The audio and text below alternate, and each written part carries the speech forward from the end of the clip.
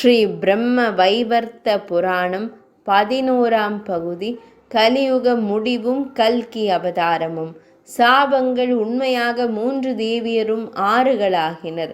கலியுகத்தில் 1000 ஆண்டுகள் கழிந்திட லக்ஷ்மி தேவி சாபம் நீங்கி திரும்பவும் நாராயணரை வந்தடைந்தாள்.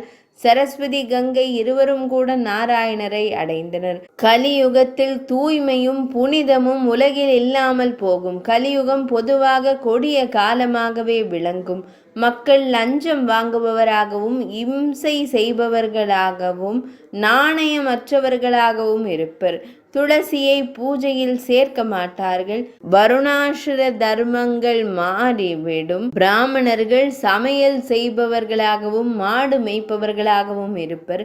இல்லறத்தில் சண்டை சச்சரவு கலவரம் கணவன் மனைவி தகராறு போன்றவை ஏற்படும். 6 குளங்கள் வற்றிட செடி கொடி மரங்கள் பலன் தராமல் போகும். பயிர்கள் அழியும். பசுக்கள் பால் வற்றும். உணவு கட்டுப்பாடுகள் இருக்காது. மக்கள் குறைவற்ற உருவங்களுடன் இருப்பர். விரைவில் முதுமை அடைவர். கலியுக முடிவில் தர்மம் ஒளியும். நாராயணனே விஷ்ணு ஜெயன் என்ற பிராமணனுக்கு புத்திரனாக கல்கி அவதாரம் எடுப்பார். குதிரை சவாரி செய்து வாள் கொண்டு உலகில் மிலேச்சர்களை அழிப்பார். அவர் மறையும் போது உலகில் குழப்பம் அராஜகம் காணப்படும். பசி பட்டினி பஞ்சம் ஏற்பட்டு பிரளயம் ஏற்படும்.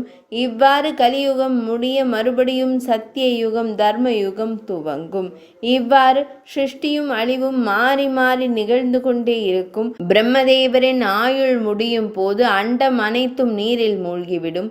பிரம்மதேவரும் பகவான் ஸ்ரீ கிருஷ்ணரில் ஐக்கியமாகி விடுவார்.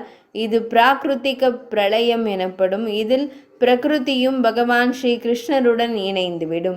எனவே புல் முதல் பிரம்மதேவர் வரை அனைத்தும் நிலையற்றவை, தோன்றி மறைபவையே. ஆனால் பகவான் ஸ்ரீ கிருஷ்ணர் மட்டும் நிலையானவர், அழிவற்றவர் என்பதை உணர வேண்டும். 11ஆம் பகுதி இனிதே நிறைவடைந்தது.